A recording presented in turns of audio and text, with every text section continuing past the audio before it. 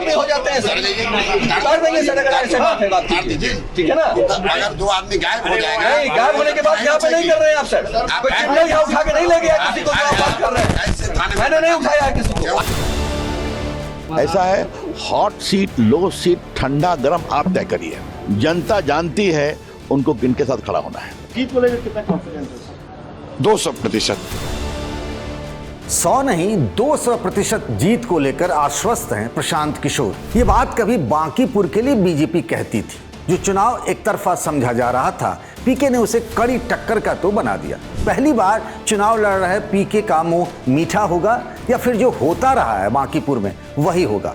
मतलब बीजेपी जीत जाएगी, पर दतिया के दादा नरोत्तम मिश्रा के टिकट कटने के बावजूद बीजेपी मध्य प्रदेश में कांग्रेस से ये सीट छीन लेगी। दोनों जगह आज वोटिंग हो गई। नतीजे तय करेंगे कि जंतर मंतर पर जो कुछ हुआ उसका बीजेपी की राजनीतिक सेहत पर क्या असर पड़ा। राजधानी में आज इसी की बात। नमस्कार, मैं हूं पंकज झा।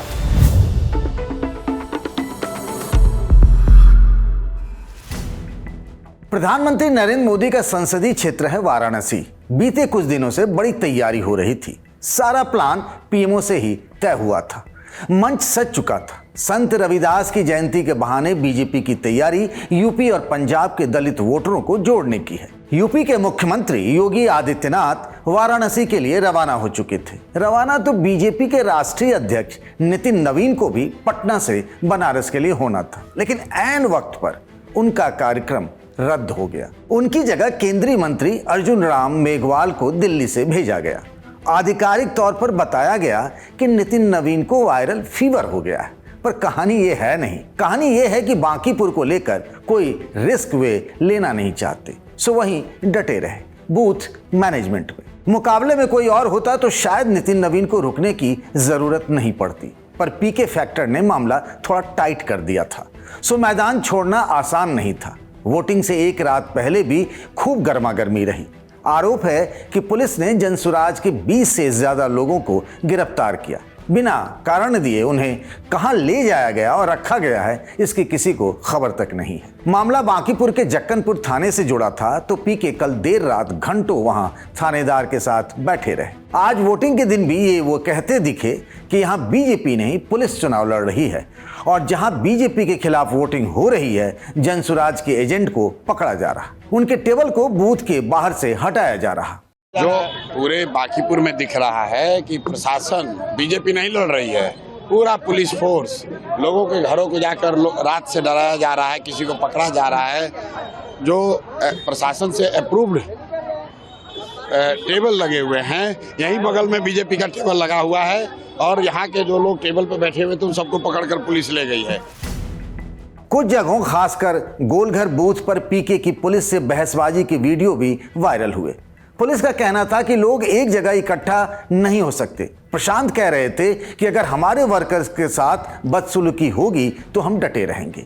एक दो जगहों से ईवीएम के खराब होने की भी खबरें आई। बूथ नंबर 143 पर ईवीएम में शिकायत का मामला आया, हंगामा हुआ, मौके पर पीके भी पहुंचे, तो फिर ईवीएम बदला भी गया। वोटिंग की रफ्तार सुबह से धीमी थी, फिर बाद में उसमें थोड़ी सी तेजी आई, पर फिर भी 50% भी वोटिंग नहीं हो सकी। मामला कितना जोरदार था इसे ऐसे समझिए कि बीजेपी ने रिटर्निंग ऑफिसर को चिट्ठी लिखकर जनसुराज पर फर्जी वोटिंग का आरोप लगाया। पीके बोले बीजेपी को इस तरह परेशान होता देख उन्हें अच्छा लग रहा है। सवाल बांकीपुर में एक ही था कि बदलाव चाहिए या फिर जो चल रहा है ठीक है।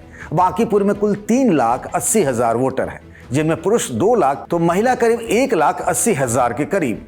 419 बूथों पर वोटिंग हुई। लोगों ने बदलाव के लिए वोट दिया या फिर स्टेटस को के लिए, यही इस चुनाव की जीत हार तय करेगा। बीजेपी यहां अपने सांगठनिक ताकत और पारंपरिक वोट बैंक के दम पर मैदान में है, तो आरजेडी का अपना सामाजिक आधार और स्थानीय समीकरण है। प्रशांत किशोर नए विकल्प के रूप में खुद को पेश कर रहे हैं। पिछले 30 बरस से इस सीट पर बीजेपी कभी हारी नहीं।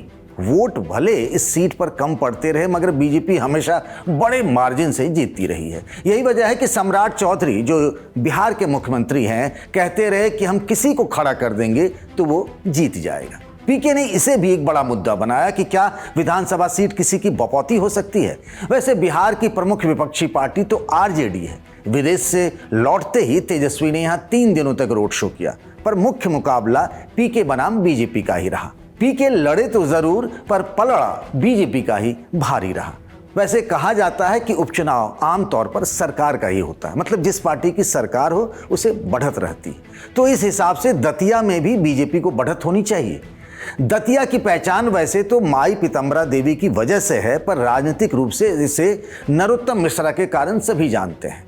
वही जिनका टिकट कटा तो दिल्ली से लेकर दतिया और भोपाल तक खूब बवाल हुआ। नरेंद्र मोदी के राज में पहली बार ऐसी बगावत देखी गई जब पार्टी के ऑफिस पर ही बीजेपी के बागी नेताओं ने कब्जा कर लिया। यहां से बीजेपी ने संगठन के नेता आशुतोष तिवारी को टिकट दिया तो कांग्रेस ने घनश्याम सिंह को कैंडिडेट बनाया। 2 बार विधायक रहे, एक बार दतिया से तो दूसरी दफा सेवड़ा से। राज परिवार से इनका ताल्लुक है। मध्य प्रदेश की राजनीति में मुख्यमंत्री मोहन यादव और नरोत्तम मिश्रा अलग अलग गुट के माने जाते हैं, लेकिन दोनों ने चुनाव प्रचार में खूब पसीना बहाया क्योंकि दोनों की प्रतिष्ठा दांव पर है।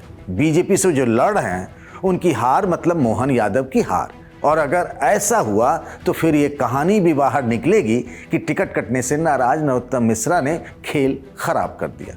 पर नरोत्तम कह रहे हैं कि जीत तो तय है। कांग्रेस का ये हताशा का, निराशा का परिचय है। जब वो हारती है तो कोई ना कोई आरोप तो लगाती ही है।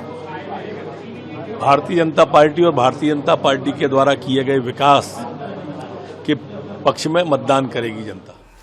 वैसे तो बिहार और मध्य प्रदेश के इन दोनों उपचुनावों से राज्य सरकार की सेहत पर कोई असर नहीं पड़ेगा, पर बीजेपी के राष्ट्रीय अध्यक्ष नितिन नवीन के लिए नाक का सवाल है। मोहन यादव के लिए भी नाक से कम नहीं। नतीजे 3 अगस्त को आएंगे और फिर वहां से राजनीति की नई कहानी किसकी बनती है और बिगड़ती है। अगर पीके नहीं जीत पाए तो क्या करेंगे आगे, बताइएगा जरूर। इस वीडियो को बनाया हमारे साथी नीतीश ने। बाकी खबरों के लिए बने रहिए द लल्लन टॉप के साथ।